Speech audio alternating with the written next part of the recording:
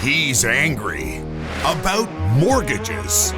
It's Angry Mortgage. He's swearing. He's cursing loud. He's old. He's opinionated. And he's been doing this so damn long. This program is about mortgages, and this is mortgage advice, but the advice may not apply to your situation.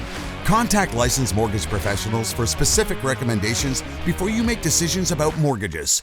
You may not agree with Ron, but if you don't, he thinks you're wrong. Oh, and did we say there is a lot of swearing? And we are back. We're back. Jan's back. I'm back. Kinda. Oh, you sound fine. My voice is almost back, but yeah, you had rough spots. Wow. yeah, it wasn't COVID for No, those. it wasn't COVID. I thought it was COVID, but Yeah. it wasn't COVID. No. It was just bronchitis or something? Pneumonia. Oh, fuck, yeah, that's awful. Yeah. Anyway, we are back. Ron Butler, Butler Mortgage, angry about mortgages. And Jan's back. She's recovered. Yes. Healed. And we're here.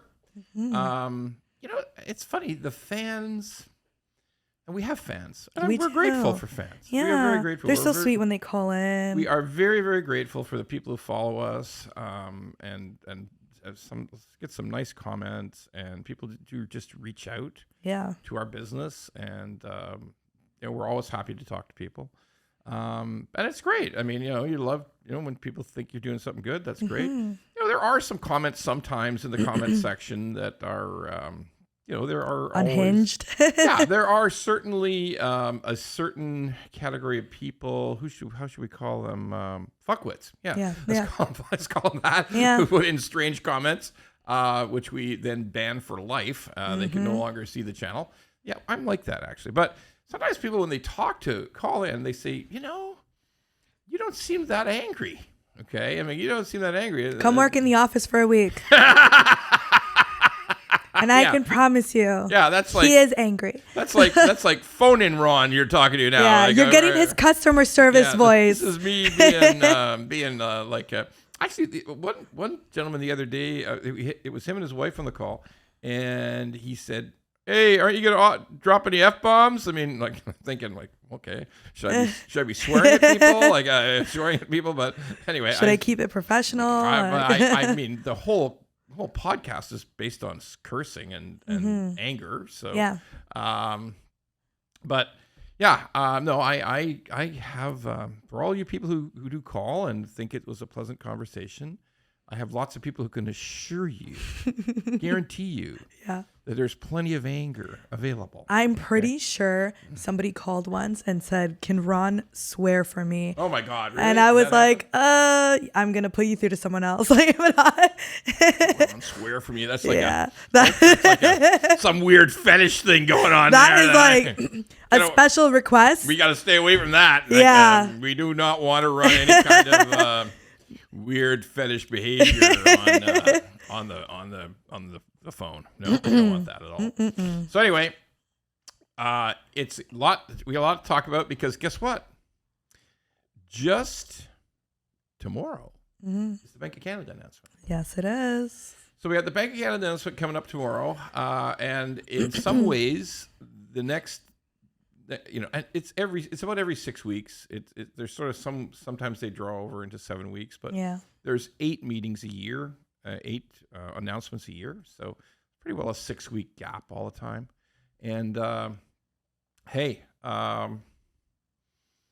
it's going to be the same shit for the next little while. I mean, it's going to be constant cutting. Yeah. It's going to be a cut tomorrow. There'll be a cut after that. There'll be another cut after that. And sometimes I get people who do either write in or call in or whatever and say, what the fuck's wrong with you? Like, how can you just give blanket statements like that? I mean, you're not the fucking Bank of Canada governor. You're not Tiff Macklin. Well, are you going to be making the announcement, or is the Tiffy Muppet going to make the announcement? We haven't had the Muppet out enough. Okay, No. I mean, we really haven't. I have been feeling though there's a central flaw in the Muppet, because even though it's got a nice suit vest on and a tie and glasses, and it looks a little bit like Tiff, God, that's insulting, isn't it? Isn't that really insulting to say it looks like Tiff? But there's a flaw. Just a bit.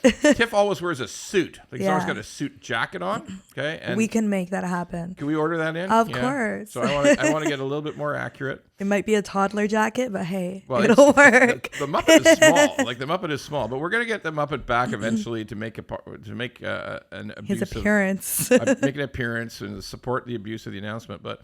It's some people will say like, well, you fat fuck, you think you can say that these are what the announcement's going to be, and you are not the Bank of Canada governor, and you're not fuck all really, as it appears in the comments from time to time. It says you're just a mortgage broker, fuck all. Okay, like we do get that comment from time to time.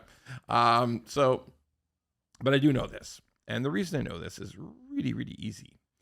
The economy's going to rat shit. Okay? You can say that again. Look, it's just simple, right? I mean, the Bank of Canada, every central bank, I don't care whether it's the U.S. Federal Reserve, I don't care if it's the Bank of Canada, I don't care if it's the European Central Bank, I don't care about any of them. They have one purpose to fight inflation, one method, one system, and their purpose is raise rates, break the economy. Okay? Breaking us. Break us, okay? Break the economy, inflation will crash, will slow and finally crash down, and we will achieve our purpose. And once that happens, you got to cut rates. Yeah. I mean, that's it. I mean, it's not complex. I agree. There's a lot of noise.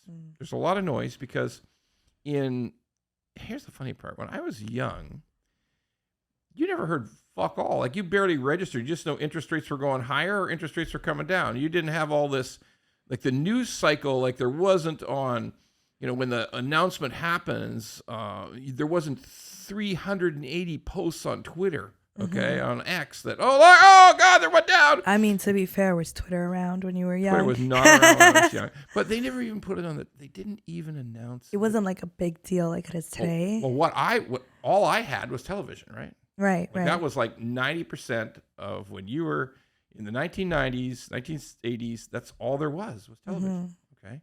And sometimes they never even bothered with it on television. Like an announcement date would come and go. Nobody gave a fuck. Okay. Wow. Unless it was really serious inflation time, then you might get something, but you rarely did. I mean, the economic world was not as heavily followed as it is today. Because today, everybody's on top of it. I know there's people who don't give a shit. Sure, they're allowed. That's fine. Yeah. But the way I see it, mortgages are so fucking high because house prices are batshit crazy in most of Canada. Yeah. So that means big mortgages, crazy high mortgages, and it's really important to people. It's the talk of the town. Yeah. So we will have a drop tomorrow of 25 basis points, and then we will have another cut in October, because that's when the next announcement date is. So we're going for 3 in a row. Do you think it's just going to be like cut after cut? That's it. Yeah. It's going to be cut after cut until we hit a point where the bank says we're done. And that's somewhere, it's either, so we started at 5, right? Mm-hmm. Couple of months ago, 4 months ago, we were at 5, and now we're at 4.5, and tomorrow we'll be at 4.25. Okay, and we're going to end up somewhere between 2.5 and 3, and they'll stop. They'll stop cutting at that point. Okay. Is that 2.5 still ideal though? Look, it's a great question. Is it ideal? So this is the thing I do know. There's been enough damage done by super low rates. Mm-hmm. Like when we look at the rates that we experienced between the world financial crisis in 2008, we had low rates. We had rates like around, Bank of Canada rate was around 1%. Okay. Damn. And then it started to come back up. Then COVID hit and the world blew up. Yeah. And the Bank of Canada dropped, as well as all other central banks. I'm not pretending it was just the Bank of Canada. Right. But Bank of Canada dropped to 0.25%, which is effectively zero. Like, might as well be zero. Yeah. It's like peanuts compared to today. I mean, yeah. So I think the lessons learned from the long period from 2008 to to 2022 of super low rates is house prices go through the roof. Bad decisions are made. People make bad decisions. Yeah. There's too much exuberance about buying houses, about buying investment properties, about buying investments. The stock market's gone through the fucking roof. Yeah. Okay? Like, I'm not a stock market guy, but I know enough to say, fuck me, it's very, very high. Even like investment condos, right? Like people owning 12 condos. Shit, yeah. Like, it got bizarre. It got bizarre, and it is bizarre. Okay? And look, I think that governments and central banks realize that wasn't smart. That was not a smart situation. And I think that, particularly in Canada, there's still noise. There's still noise. Like, for instance, we had what was called a GDP report, gross domestic product report, which is trying to measure the whole economic growth of a country. Now, in Canada, we're like ultra fucked trying to measure that because, no, seriously, we are. Because we brought in 3.5 million people in 3 years. Of course, it's going to look like our economy's great. Fuck yeah. Okay. Like, I mean, you bring in like you increase your population by 10% in 3.5 years. And fuck me, there's a lot of people to feed. Yeah. There's a lot of people to drive around. There's a lot of people to need someplace to sleep. Basic necessities keeps the economy moving, basically. Well, it keeps the gross economy growing. But guess what? When you dig beneath the surface of this, because this report today makes it look like, yeah, fuck, we're doing good in Canada. Yeah. We are not fucking doing good in Canada. It's probably a small percentage of people doing okay. A percentage. Okay, but let's read. But really, when you add massive numbers of people, you push an economies. Right. You push an economy up artificially. Okay. So for the individual person, though, because you can do that, you can break down GDP growth per capita. So that's per person. And guess what? We are fucking on that one. Yeah. We're absolutely fucking. We are literally in a full-blown individual GDP, per capita GDP recession. Like, we're like the worst in the G7. Like, people say, oh, yeah, you're one of the best in the G7. Fuck off on an individual person, which is all that counts, right? Yeah. Like, I'm not a country. You're not a country. No. Okay? No. We're people. And how's things going for us personally? Not great. so fucking hot. Okay. Trauma bonding at this point. There we go. Okay, perfect.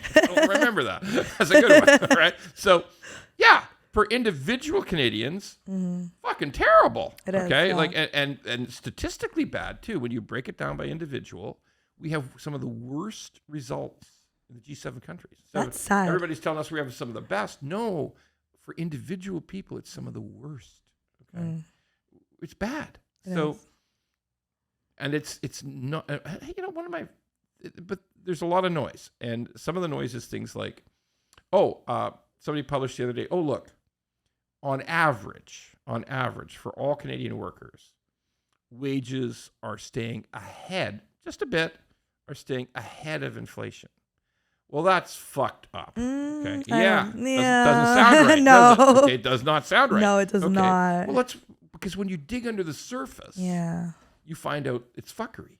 Okay. Look, when you dig under the surface, you see, okay, there's a group of people who've done well in the last 5 years. Yeah. And, they're very specific kinds of people. They're people who were high-income people. They're high-skill people. They might have tremendous, assets they can bring to bear in digital or finance or some other specialty area. Hell, they might even be a master electrician who's highly sought after, and other companies come out and grab that guy. Right. Okay? Same at the banks. Not so much today or for the last year, but for years, people were grabbing other talent from other banks because they had, they'd been successful at that bank. Let's grab them for our bank. Right. And to do that, you got to bid them up. Okay. So, yeah, in that very select group of specific jobs who were already doing pretty fucking good already. Right. Okay. They did fine. They did beat inflation, sometimes by a good measure. Okay. But everybody else, no. Like when you analyze the people who are, here's the group from minimum wage to $20 an hour. They're terrible. That's been terrible for them. I lived on my own when I worked minimum wage, like 5-6 years ago. That's not that long ago. I paid my rent.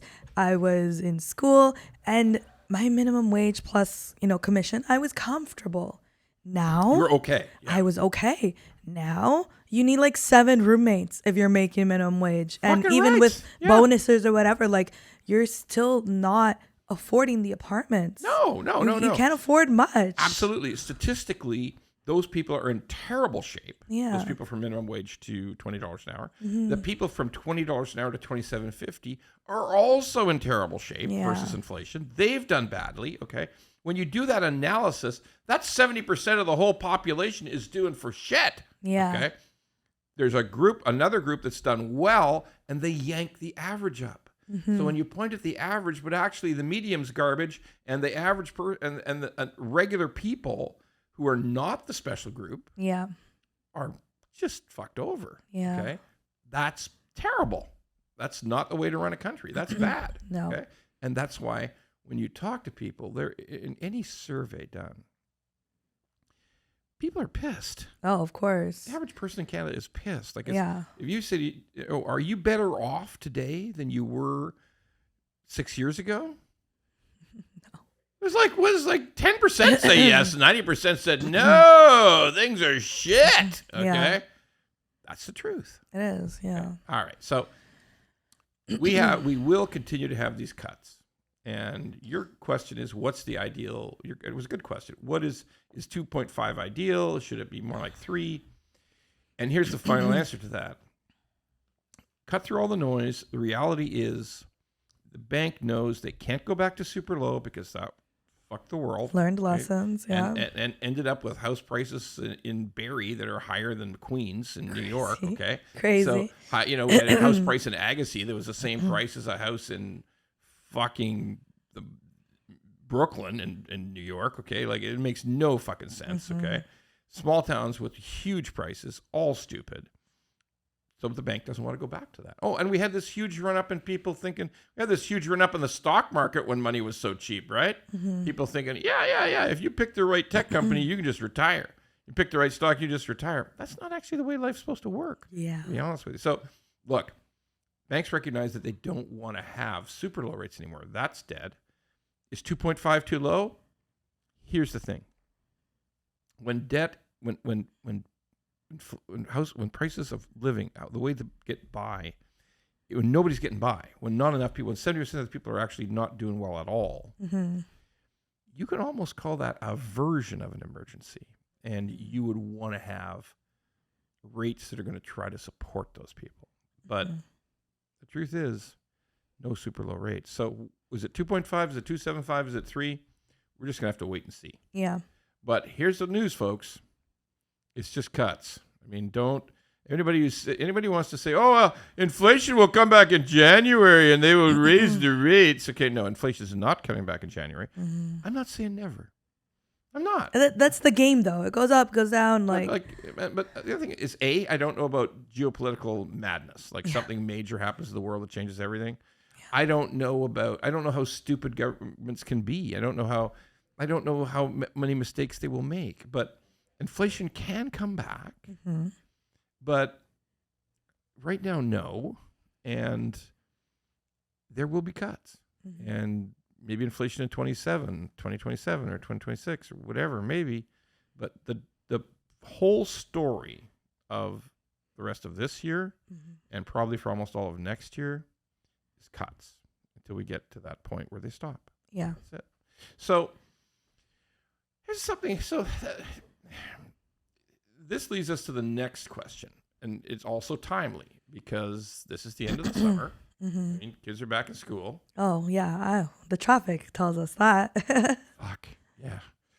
Hey, I'm not recommending homeschool. I think homeschool is crazy. But, I mean, sometimes I'm tempted to say, everybody school your kids at home and fix the fucking traffic. Send them on the bus or something. Yeah, but really, I think it's not good for people. I mean, I know all the homeschoolers are now going to put comments in, you're so wrong, you bad man. My kids are the best homeschooled. They've done so well.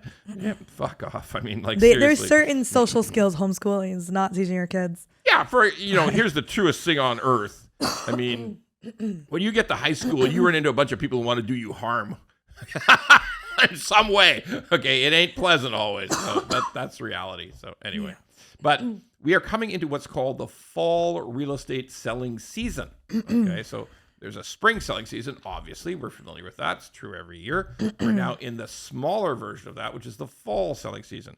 Everybody's back from the cottage. Kids are back at school. It's time to think about what we should do. So the question now becomes, will there be a selling season? I mean, will there be because we know the summer's been shit.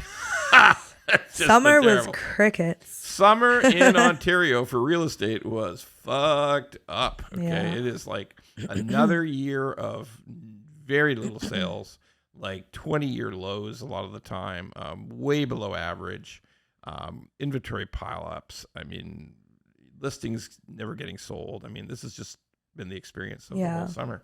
Will that continue? We're going to find out. We are going to find out. I mean, there's two schools of thought, that the joy of knowing that rates will fall will bring people back to the market. Yeah, but prices have to be reasonable as well. They've gone down a bit, but that's it. Like, have they gone down enough? Yeah, that's the thing. It's this nexus, it's this crossing point of the low rates making people think I better jump in before prices start to go up, and FOMO, and also fuck me, I can't really afford this, so I'm going to sit back and wait. So let's think about that for a minute, about these mortgage rates, because this has just been the end of what's called bank earnings season. Okay, so what bank earnings season is, every quarter there's a week where every Canadian bank announces its results. They say, this is what we earned this year. Now, there were some anomalies, like TD had this reserved for this huge fine they're experiencing in the United States, which was just smart. By the way, TD's fine. Everybody don't worry about it. BMO had a pretty lousy quarter based on loan loss provisions. They had some problems BMO is kind of a business-oriented bank, which is great. They're great banks. By the way, there's nothing to worry about. Every time I talk about issues in banks, you just leave your money in them. They're fine. No business is perfect. No business is perfect, but Canadian banks are solid. People don't have anything to worry about. Yeah. But they are sort of more involved in business lending than some of the other Canadian banks.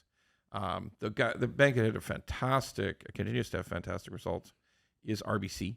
RBC, as I've said 100 times, RBC does not work with mortgage brokers, but RBC is a formidable, successful competitor who is just, a dominant force in the Canadian mortgage market. Here's something interesting their CEO said, Dave McKay. He was part of this thing about this earnings season, this times of having to talk about your results, is that you do a lot of interviews. There's a lot of questions come up. And he made a remarkable statement. He said, right now, RBC and all the big banks in Canada are in a ferocious rate war on mortgages. Really? Like fucking ferocious, okay? I didn't think banks are usually competitive. Well, let's face it. Rates-wise, at least. Well, you're right. I mean, look, banks are in the business of making money, right? Yeah. And they've done that very, very successfully for a very long time. All right, they are huge success. They are the biggest banks. Look, the biggest businesses we have in Canada are the banks. There's the banks. There's a company called Brookfield, and there's some energy companies. That's the whole fucking stock market in Canada, really, truth to be told. So, they've been doing great. They've done a good job, but this I gotta admit, that's kind of surprised me. Like, I could tell there was a rate war going on, but it's kind of unusual for a CEO of the biggest mortgage bank in Canada to say, yep, it's a crazy cutthroat rate war that's going on. What he's really reflecting on is they're not making the money they like to make. Like their margins. Like there's the margin on a mortgage is what you have to invest the money at as a bank and what you charge the customer for their mortgage rate. And it's... I won't go through the whole securitization lesson today, but at the end of the day, it's about a spread between what the bank is effectively paying for the mortgage rate and what the customer pays the bank. That's the spread. So the spread is now shrank dramatically, and yet they still keep fighting. Like they and why? All right, that's the real. He made the point. There's a rate war. Now here's the why of the rate war. The why of the rate war is that there's less business. There's fewer purchases. Real estate's in a shitty way for 2 years now. Okay? Yeah. So in Ontario and in British Columbia, where 50% of the people live, that's been a very, very bad time for real estate. There's been fewer purchases. So that means if you're not buying a house, you don't need a mortgage, do you? Right, yeah.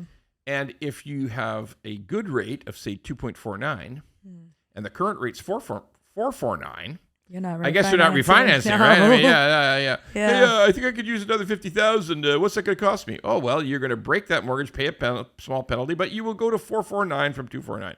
Yeah, no, fuck off. I don't want that. Yeah. Okay, so there's no refinance. Yeah. And therefore, there's no that mortgage would actually have gotten bigger, but now it's not. So there's far fewer purchases, enormously fewer refinances, and every day mortgages come off the books. Like if you're a bank like RBC, CIBC, TD, Scotia, every day somebody pays off their mortgage. Yeah, of course, yeah.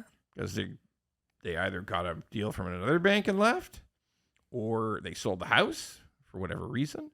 Who knows? Marriage breakdown, God forbid, death. But and by the way, when you make a payment on your mortgage, unless you're one of these poor people who had an adjustable rate mortgage, the variable rate mortgage that just never adjusted for the change in rate, unless you're one of those people, every single time you make a payment, your mortgage actually goes down. Yeah. Because you're paying off principal.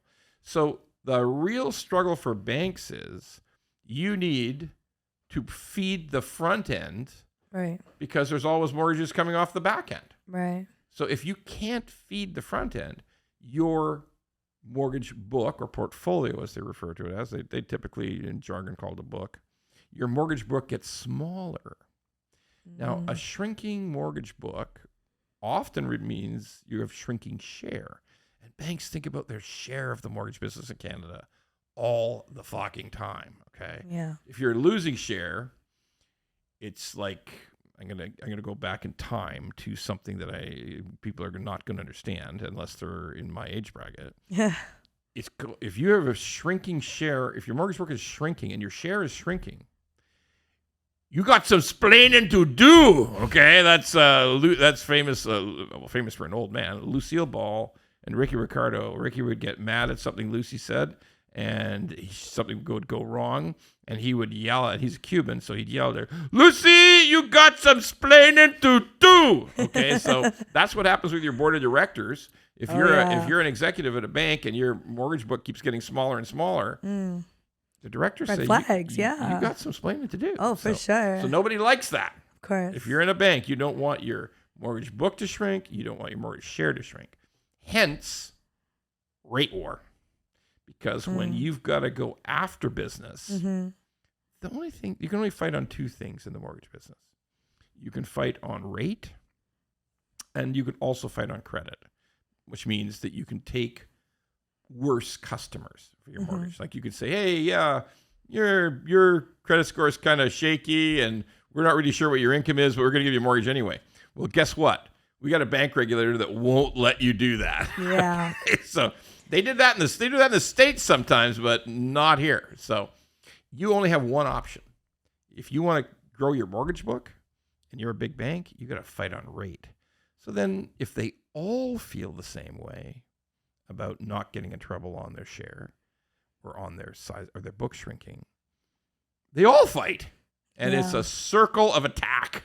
Okay, they're just shooting arrows at each other in a circle. All right. So the thing customers have got to realize, though, if you're a mortgage customer, this is the important thing. There's never been a greater difference than today by what the bank puts on their website and the rate they'll actually give you. Really? So let's imagine that you looked up a 3-year fixed at a bank on their website, and it says that mortgage rate is 5.83. Oh, that doesn't sound right. Sounds high. But then when you talk to the bank rep, and he says, no, we can do that for, we think for you, you're a good customer. We can do that for 5.38. Really? Okay. My renewal's coming up, so I'm going to shop around, and I'll let you know. Oh, yeah, go shop around, let us know. But 538, you don't have to pay 583. We'll give you 538. Okay, that sounds like okay, but let me check. And then you call a rival bank, another big bank, and they say, oh, yeah, you got a big mortgage there? Oh, yeah, you want to transfer it over to us? Okay, like I think we can give you 484. How about that? Oh, we're jumping.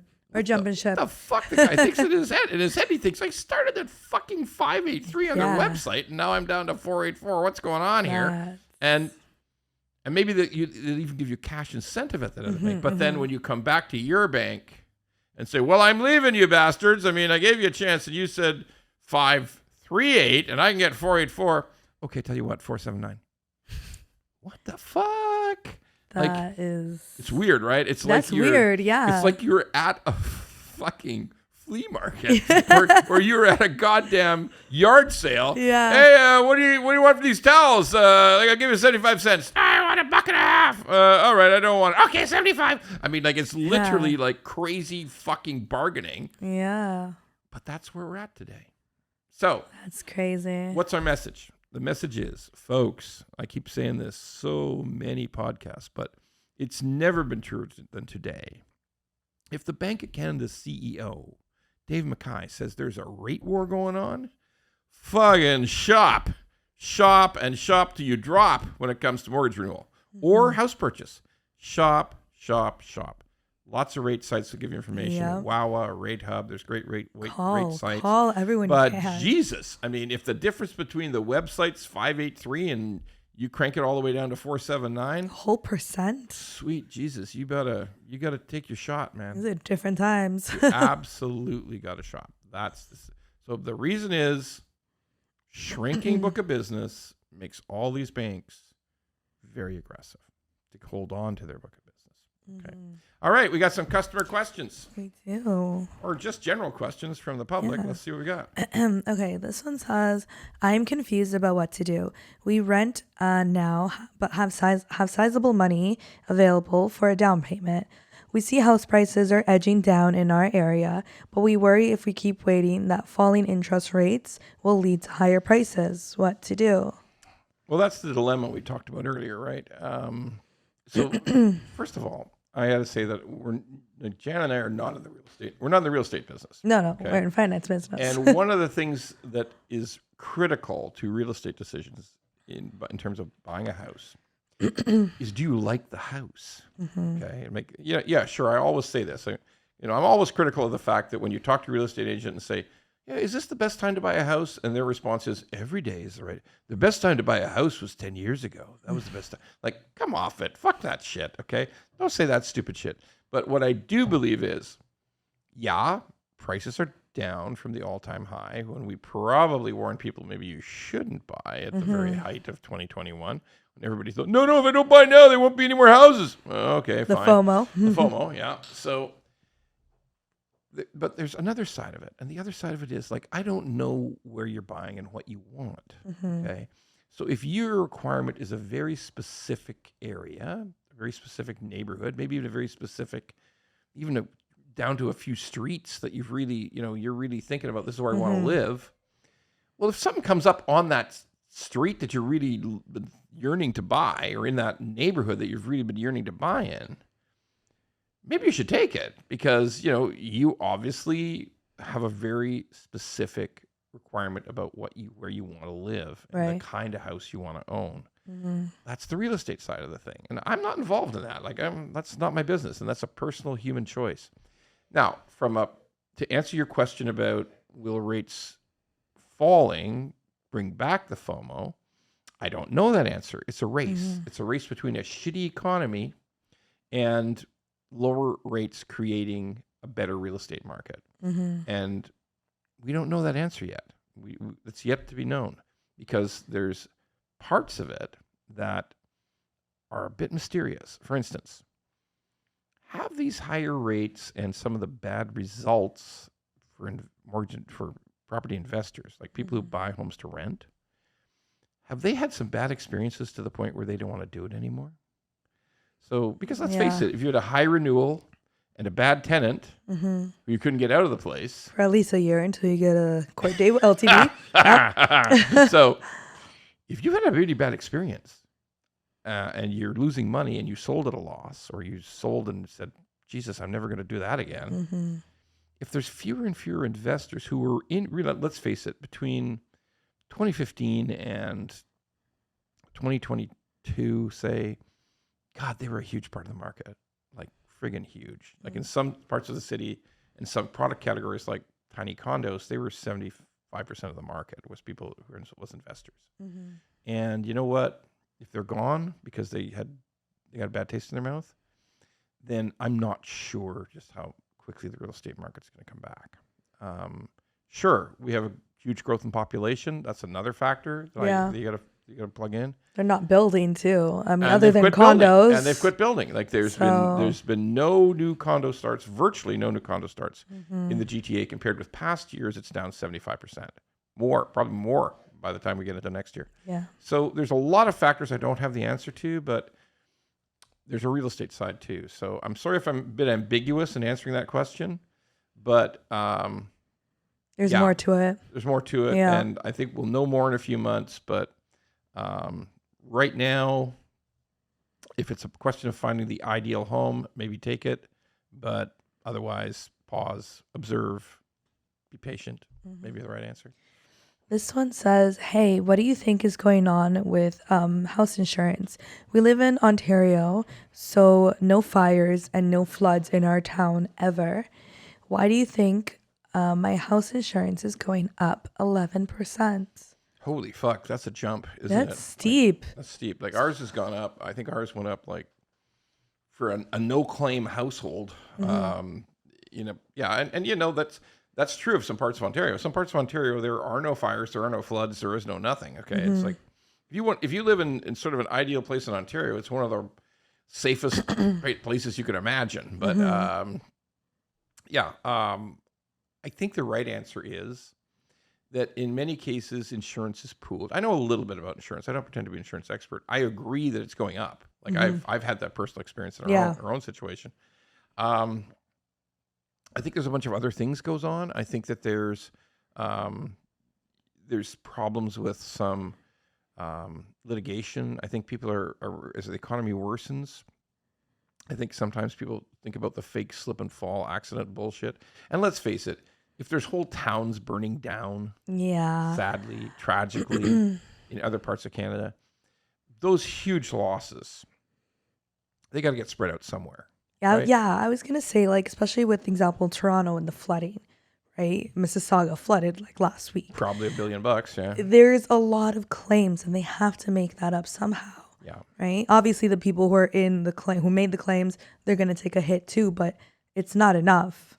Right? No. And you're quite right, but insurance, if there's a lot of bad shit going on, then in other these are Canadian-based companies trying to figure out premium cost over a whole country, and sometimes they're going to say, if we've really had our asses kicked in one part of Canada, other parts of Canada got to pay. Yeah. But by the way, that's another example of a shitty experience for average people.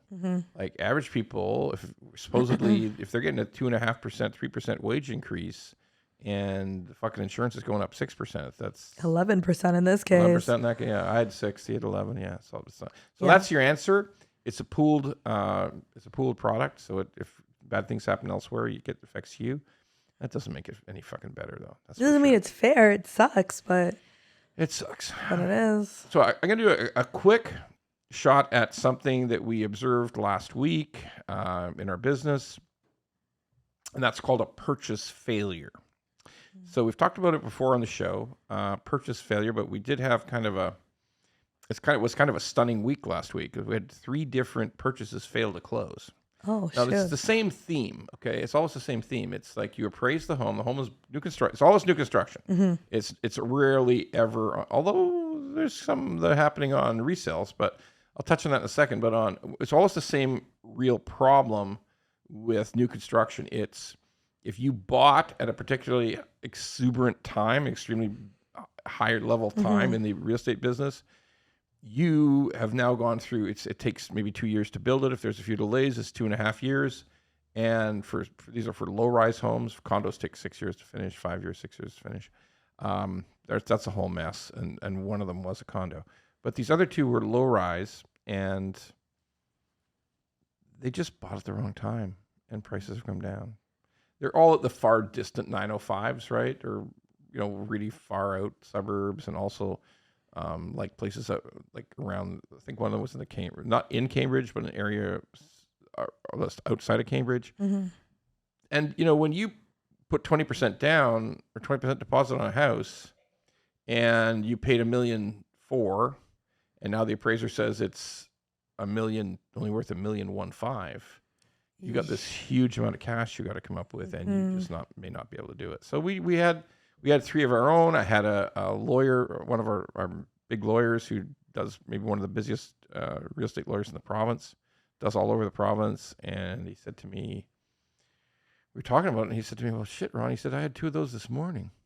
Holy shit. Yeah, he figured that the number of purchase failures has gone from around maybe before COVID, it was about less than 1%. It might have been 0.5%. It might have been 0.75. It might have been 0.4.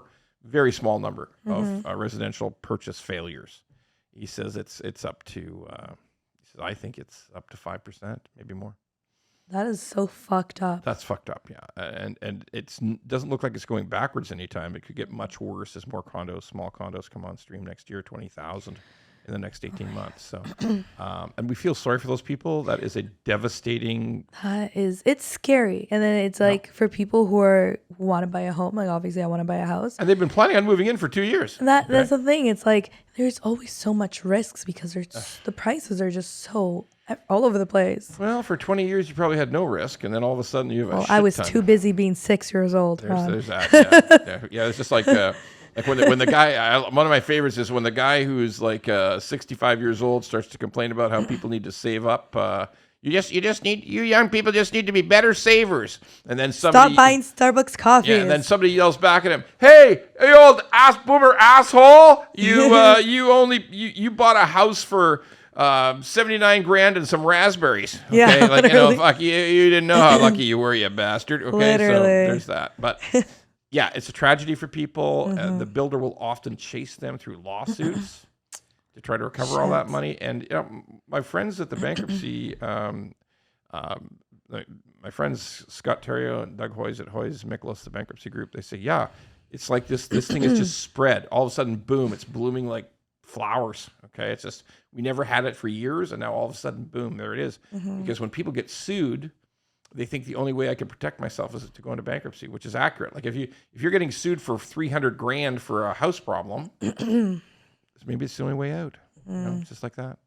All right, which brings us to our favorite part of the program. What the actual fuck? So I gotta ask this: like, what the actual fuck is up with government officials, ministers, people in government who want to tell us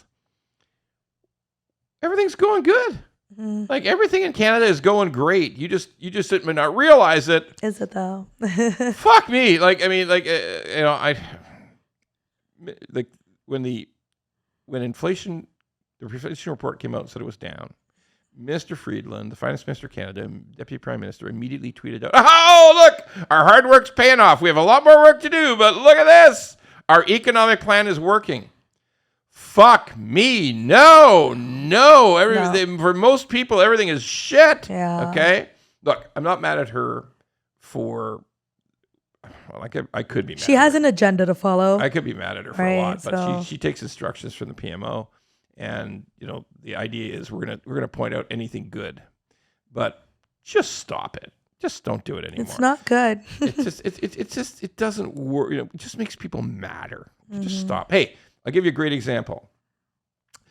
The Premier of Ontario, Premier Ford, he just shuts the fuck up. Like he shows up if there's a new factory opening, he shows up, put his little hard hat on, and he says, "Hey folks, look here, we're gonna have some jobs in Ontario. Isn't that good?" But one thing he rarely ever does is he never says, "Oh, look, my plans are working well." Okay. He's usually like, "Oh, we're trying, right? Yeah, we're working over here." But he doesn't say things are good. Like he's smart about that. Like he'll say, "Yeah, we're putting the beer in the corner store, in the convenience store. You're gonna love it." But he doesn't say things like, "Hey, everything's great." No, he never says that. Okay? He's strategic with his wording. Very strategic, okay? And hey, everybody else, all you other people in government, follow that fucking example. Take notes. I'm not saying Ford's right. Ford does a shit ton of dumb shit, okay? Yeah. The other smart thing about it is when he does something really fucking stupid and it backfires, he'll just jump up on the podium and say, hey, folks, I really fucked that up and I'm so sorry. So that's another thing that's probably working for him. Your voice is so okay? accurate to it, too. That is something that's working for him. Like, hey, I don't get everything right, so I'm sorry. And you look at him and think, yeah, you probably don't get much fucking right. But at least you're saying sorry. So yeah, hey, all you government ministers in the federal government, who every time something happens, you say, look at this, we're doing great. Shut the fuck up. It's not that great. Just don't say that. If something really is good, fine. But don't just say inflation's going down and I'm responsible. Inflation's going down because the economy's going to shit, Mr. Friedland. That's why it's going down. You actually didn't do it. Just a little pat in the back. Yeah. Quit patting yourself in the back. Just shut up about it. Talk about good things if there are good things, but don't say everything is you did every good thing. Nobody's going to believe it. Be like Ford. Yeah, sorry, folks. Fuck that up. Try that next time. All right, people. See you next show, folks. Thanks.